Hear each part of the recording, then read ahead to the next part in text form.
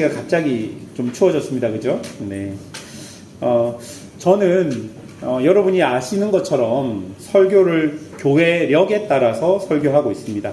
교회력이라는 것은요, 성탄절과 부활절을 중심으로 1년을 예수 그리스도의 삶을 통해서 성부, 성자, 성령 하나님의 말씀을 살펴보는 것을 교회력이라고 합니다. 이런 교회력은요, 예수님의 성탄을 준비하는 대림절로 시작해서 감사절로 1년을 마무리하게 됩니다. 그래서 지금 우리가 살고 있는 이 시기를 교회력으로 보자면 감사절의 시기라고 볼 수 있습니다. 그런데 제가 올해 특별히 감사절의 시기의 본문들을 하나씩 살펴보니까 물질에 대한 내용들이 많이 있었습니다. 왜냐하면 우리가 사는 현대사회는 물질에 대해 정확한 정의를 내리지 못하면 참된 감사가 어렵기 때문입니다. 그래서 오늘도 우리는 교회력에 따라서 돈에 대한 말씀을 함께 살펴보도록 하려고 합니다. 오늘 본문이 기록된 디모데 전서는요, 바울 선생님께서 사랑하는 제자 디모데에게 주는 권면입니다. 이 편지를 받을 때 디모데는 바울의 추천을 받아서 에베소 교회에서 목회를 하고 있었습니다. 젊은 목회자가 에베소라는 큰 지역에 목회를 하고 있었기 때문에 바울은 디모데가 감당하고 살아가야 할 여러 문제들을 이 편지를 통해 정리해주고 또한 그에게 용기를 낼 것을 권면하고 있었던 것입니다. 오늘 본문은요, 디모데전서의 마지막 부분으로서 여러 위기와 위협 속에서 디모데가 꼭 지켜야 할 것에 대한 핵심이 기록되어 있습니다. 그것이 무엇인지를 본문을 통해 살펴보도록 하겠습니다. 첫 번째로 본문을 통해 살펴볼 것은 돈을 사랑하는 것에 대한 것입니다. 10절 말씀 다 같이 한번 읽어보겠습니다. 10절입니다. 시작. 돈을 사랑함이 일만하게 뿌리가 되나니 이것을 탐내는 자들은 미혹을 받아 믿음에서 떠나 많은 근심으로써 자기를 찔렀도다.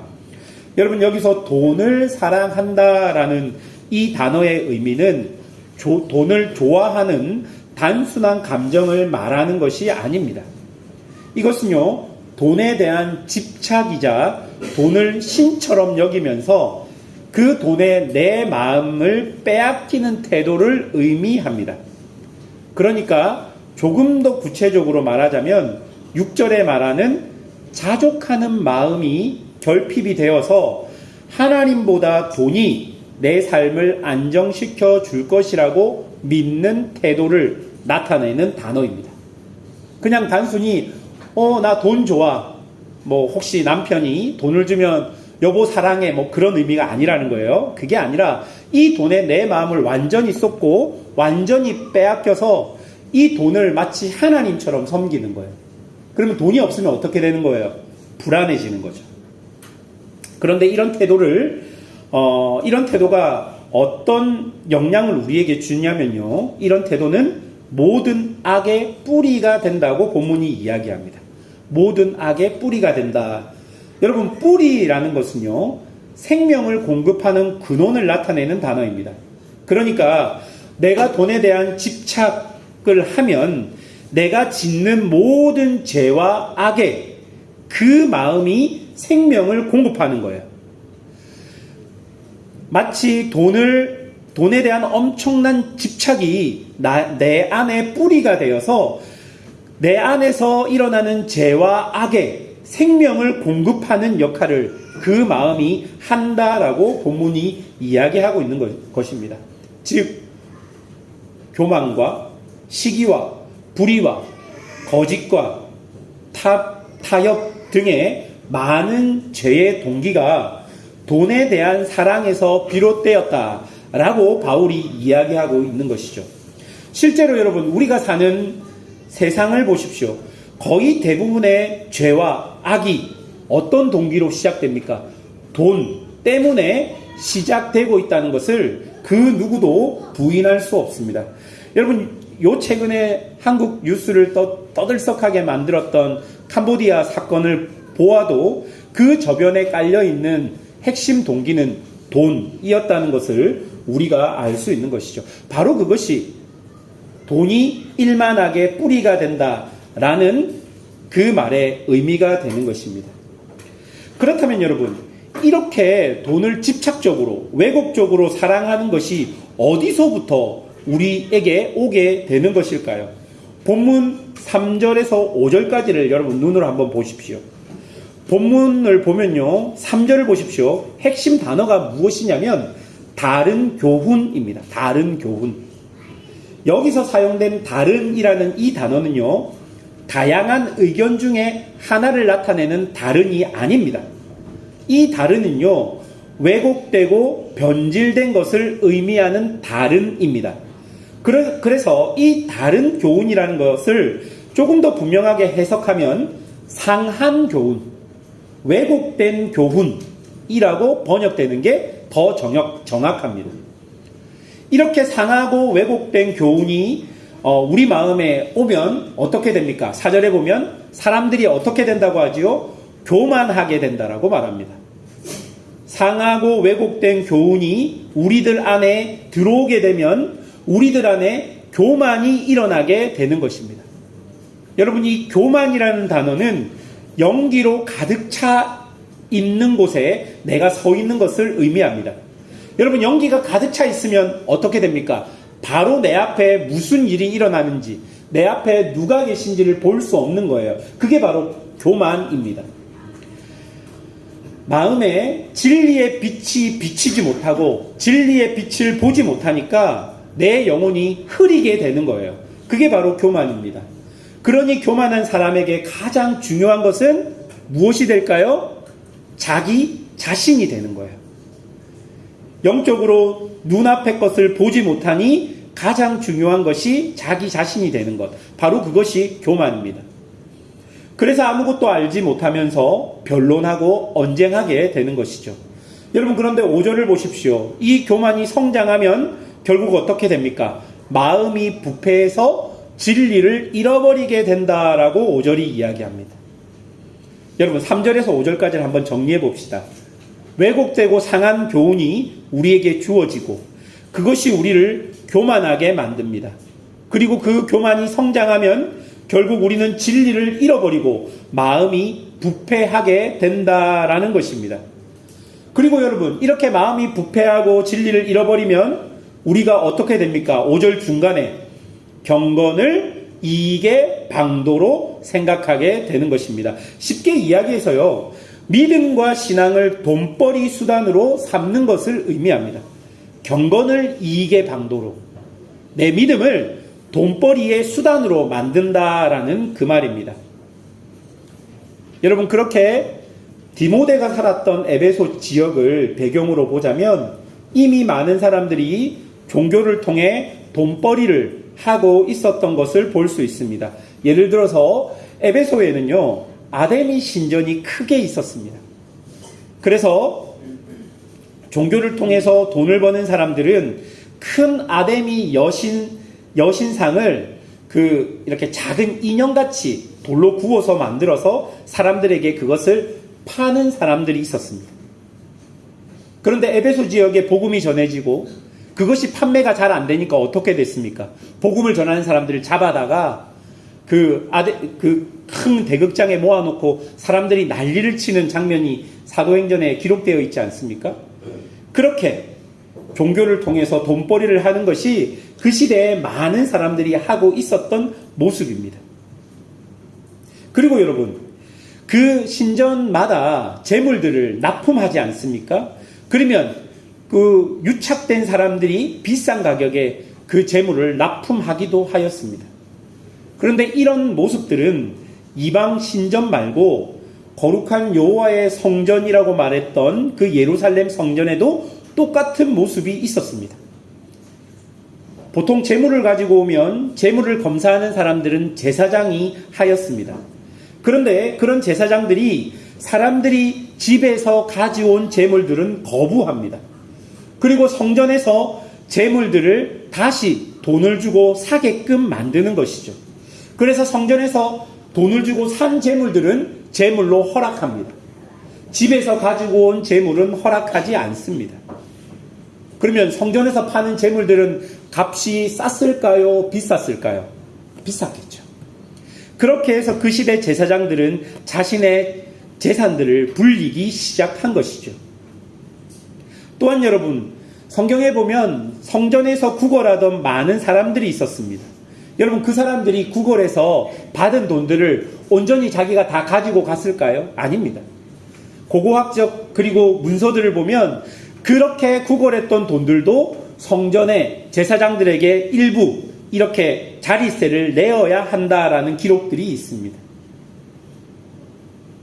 여러분, 이렇게 많은 사람들은 종교를 통해서 자신의 돈벌이로 생각하는 것들이 당연하게 그렇게 여기는 사람들이 있었다라는 거예요. 그게 뭡니까? 경건을 이익의 방도로 생각한다라는 그 표현의 의미가 되는 것입니다. 이렇게 돈의 노예가 된 믿음과 신앙으로는 그 누구도 하나님 앞에 설 수 없다는 것을 오늘 본문을 통해 바울이 우리에게 이야기해 주는 겁니다. 그렇다면 여러분, 어떻게 돈에 집착하는 마음을 버리고 이길 수 있겠습니까? 6절을 보십시오. 6절이 핵심 구절인데요. 다 같이 한번 읽어보겠습니다. 6절입니다. 시작. 그러나 자족하는 마음이 있으면 경건은 큰 이익이 되느니라. 여러분, 여기서 자족하는 마음이라고 할 때 이 자족이라는 단어는요, 아무것도 없는데 스스로 마음으로 충분하다고 생각하는 거 아닙니다, 여러분. 아무것도 없는데 나는 만족해, 그렇게 생각하는 게 자족이 아니라 이 단어는요, 다른 사람의 도움 없이 살 수 있는 만큼의 수입이나 재원을 확보하고 그것 한도 내에서 살아가는 모습을 자족이라고 말합니다. 다시 설명해 드릴까요? 자족은 내가 아무것도 없는데, 나는 먹을 것도 없고 입을 것도 없는데 하나님으로 인해서 내가 만족해, 그 단어가 자족이 아닙니다.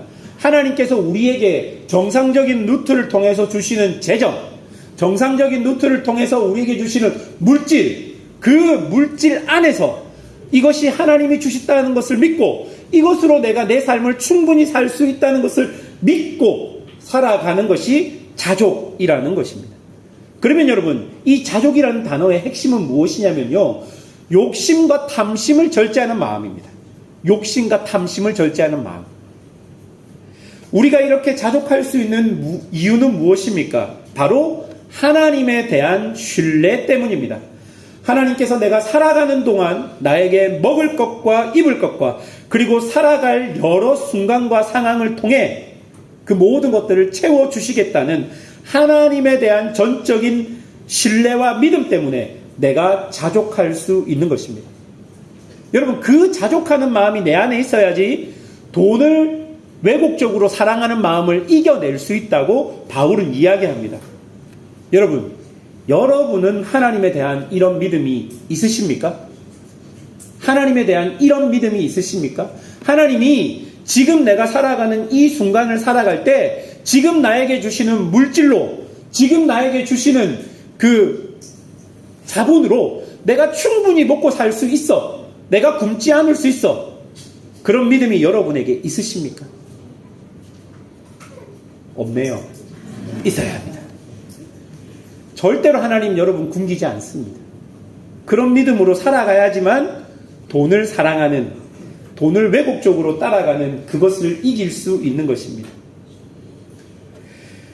그래서 바울 선생님께서는 이렇게 상하고 왜곡된 교훈이 결국 우리를 돈을 집착적으로 사랑하게 만들어서 모든 죄와 악의 동기가 됨을 디모데에게 알려줍니다.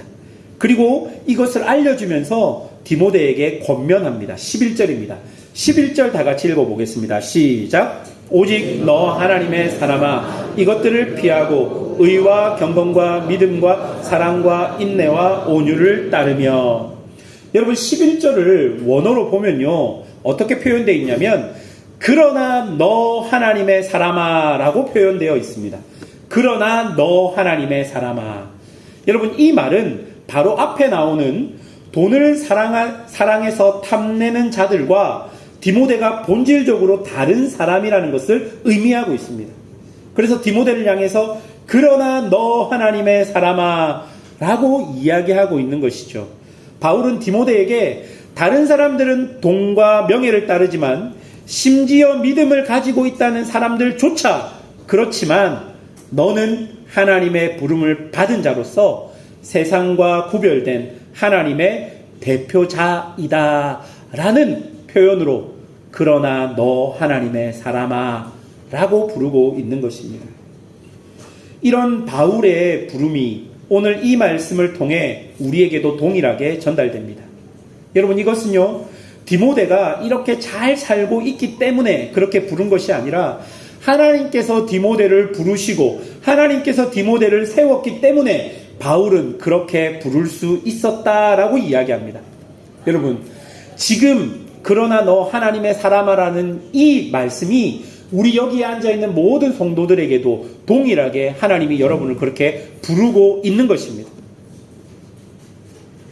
그러면서 바울은 디모데에게 모든 죄와 악의 뿌리가 되는 돈을 하나님처럼 섬기는 집착적 마음을 피하고 의와 경건과 믿음과 사랑과 인내와 온유를 따르라고 권면하게 되는 것이죠.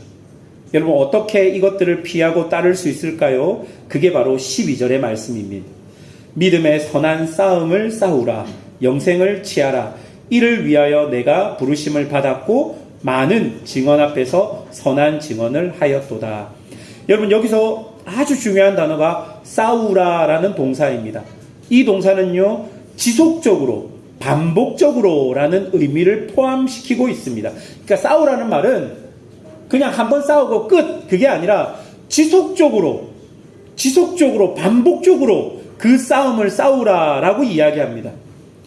그러니까 이 믿음의 선한 싸움은 한순간이 아니라 우리 인생 전체에 걸친 싸움이라는 것을 알려줍니다. 또 여러분, 재밌는 표현이 무엇인 줄 아십니까? 선한 싸움이라는 표현입니다. 여러분, 싸움이라는 단어는 이 단어 자체가 굉장히 부정적 의미를 가지고 있습니다. 그런데 그 앞에 선한이라는 이 단어를 붙여서 이 싸움이 어떤 싸움인지를 알려줍니다. 이 싸움은 우리를 선하게 만드는 싸움이라는 것을 알려주는 것이죠. 여러분, 이 선한이라는 이 단어를 히브리어로 살펴보면요, 토브라는 단어입니다. 여러분, 이 토브라는 단어는 어떤 단어냐면 하나님께서 천지를 창조하시고 난 이후에 그 창조된 모든 것을 보시고 뭐라고 이야기합니까? 좋았다라고 말씀하시잖아요. 그때 사용된 단어가 토브입니다. 그래서 이 토브라는 단어는 하나님의 창조의 극치, 하나님의 창조의 원래 모습, 그것을 표현하는 단어입니다. 모든 만물이 각자의 위치에서 각자의 역할을 통해서 하나님의 영광을 드러내고 그것을 통해 하나님으로 만족하는 것이 바로 토부입니다. 그러니 여러분, 이 믿음의 선한 싸움이 향하는 것은 바로 이런 모습입니다. 타락 전에 온 천지 만물이 하나님을 드러내는 그 좋음, 그 선함, 그것을 향해서 우리가 우리의 일평생 동안 영적인 싸움을 해야 한다라는 것입니다. 그래서 바울은 이런 믿음의 선한 싸움을 통해 어떤 일이 일어난다고 말합니까? 15절 상반절, 기약이 이르면 하나님이 그의 나타내심을 보이시리라.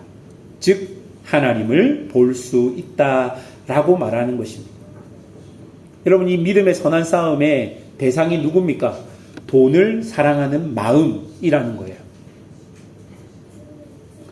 말씀을 준비하면서 저에게는 과연 이 믿음의 선한 싸움이 무엇인지를 한번 고민해 보았습니다. 나에게는 무엇일까? 내가 싸워야 되는 이 믿음의 선한 싸움의 모습은 무엇일까? 고민하면서 예전에 있었던 일들을 하나 생각해 보게 되었습니다. 제가 한인교회에서 사역한 지가 제가 결혼하기 전까지 포함해 보면 약 15년 정도 됩니다. 저는 15년 동안 중국과 인도네시아와 베트남에서 많은 한인 교민들과 함께 교회 사역을 하게 되었습니다. 그러면서 해외에 계신 많은 목사님들을 보는 기회들이 있었습니다. 인도네시아에도 한인교회가 많이 있었고요.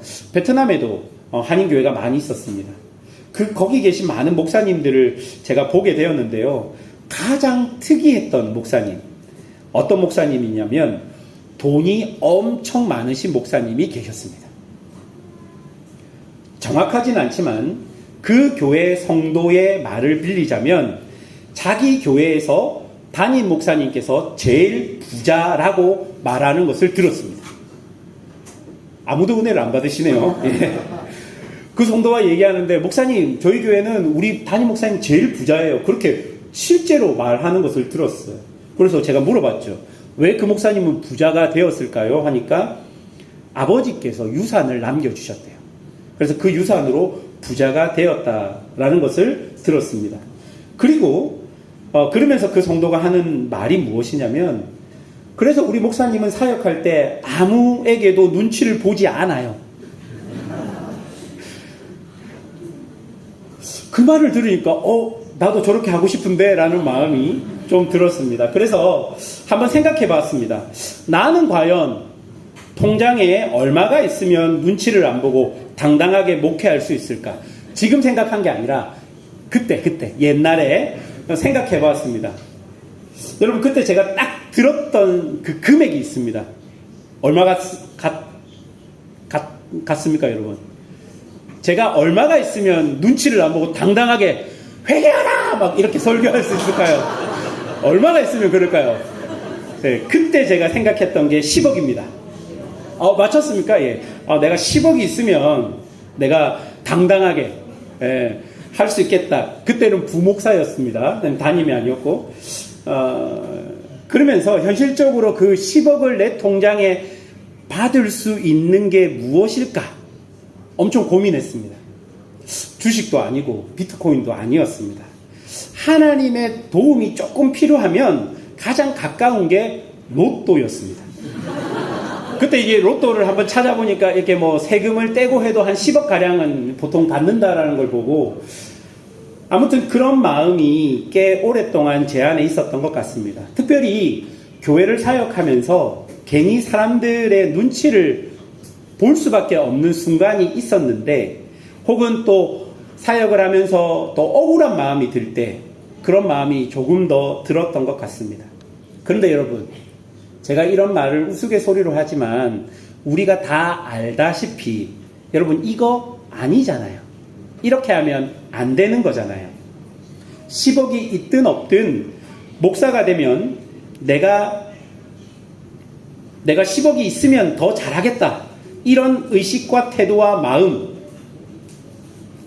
그걸 가지고 있으면 거기에 무엇이 있는 겁니까? 돈을 의지하고 돈을 사랑하는 마음이 거기 있게 된다는 것이죠. 여러분들도 한번 생각해 보십시오. 하나님, 저에게 이만큼의 물질이 있으면 저는 더 잘 섬기겠습니다. 하나님, 내 직장이 이렇게 되면, 하나님, 내 사업이 이렇게 되면, 하나님, 내가 승진하면, 하나님, 우리 아들만 대학에 잘 보내면, 뭐 이런 여러 가지 마음들이 그 저변에 무엇이 깔려 있습니까? 돈을 사랑하는 마음이 깔려 있지는 않습니까? 지금 여러분에게 주신 것으로, 지금 여러분이 있는 이곳에서 하나님의 사람으로서의 삶을 살아가는 것이 우리에게는 믿음의 선한 싸움입니다. 그래야지 더 큰 것이 우리에게 주어졌을 때 온전히 하나님의 뜻대로 나아갈 수 있는 것입니다. 그래서 바울은 17절에 보면 내가 사는 현장에서 믿음의 선한 싸움을 살아갈 수 있는 직접적인 방법을 17절과 18절에서 알려주는데요. 우리 다 같이 함께 읽어보겠습니다. 17절, 18절입니다. 시작! 내가 이 세대의 부한자들에게 명하여 마음을 높이지 말고 정한 재물을 소망을 두지 말고 오직 우리에게 모든 것을 후히 주사 누리게 하시는 하나님께 두며 선을 행하고 선한 싸움을 많이 하고 나누어 주기를 좋아하며 너그러운 자가 되게 하라. 여러분, 이 구절의 핵심이 뭡니까? 정함이 없는 재물과 후히 주시고 누리게 하시는 하나님이 핵심입니다. 정함이 없다는 것은 방향을 잃었다는 것입니다. 그러니 돈은 있지만 어디에 사용해야 할지 모른다는 의미가 정함이 없는 재물입니다. 그러니 돈에 소망을 두면 내 방향을 잃어버릴 수밖에 없습니다. 돈이 이끄는 대로 따라갈 수밖에 없는 것이죠. 그러나 하나님께 소망을 두면 분명한 방향이 하나님을 향해 있다면 그것이 나에게는 믿음의 선한 싸움입니다. 그래서 18절에처럼 선을 행하고 선한 사업을 하고 나누어 주고 너그러운 자가 될 수 있다라는 것입니다. 말씀을 맺겠습니다. 교회력으로 볼 때 지금은 한 해를 마무리하는 감사절의 시기입니다. 이때 하나님께서 우리에게 돈에 대한 말씀을 계속 주시는 이유를 한번 곰곰이 생각해 보십시오. 여러분, 이 돈이 여러분의 신앙과 믿음 안에서 재정리되지 않으면 절대로 진정한 감사가 여러분에게 나타날 수 없는 것이에요. 자본주의라는 이 세상 흐름 속에서 방향 없는 돈이 이끄는 대로 살다 보면 결국 모든 악의 뿌리가 되는 돈을 왜곡되게 사랑할 수밖에 없는 그것이 바로 우리라는 것을 인정해야 합니다. 그러나 여러분, 하나님은 돈이 아닌 하나님을 믿고 지금 하나님이 주신 것에 자족하며 인생의 전 시간을 통해 그 싸움을 싸우며 선함을 회복하라고 우리에게 말씀하고 계시는 것이죠. 사랑하는 여러분, 이 싸움은 절대 가치 없는 싸움이 아닙니다. 우리는 결국 이 영적 싸움을 통해서 하나님을 보게 될 것입니다. 하나님의 영광을 경험하게 될 것입니다. 여러분, 그러니 돈에 지지 말고 믿음으로 이겨 이 돈의 흐름에 따라 방향에 따라 살지 말고 돈을 가지고 하나님을 사랑하고 이웃을 사랑하는 그런 믿음의 성도들이 다 되시기를 주님의 이름으로 축원합니다. 함께 기도하겠습니다. 들었던 말씀을 우리가 잠잠히 한번 기억해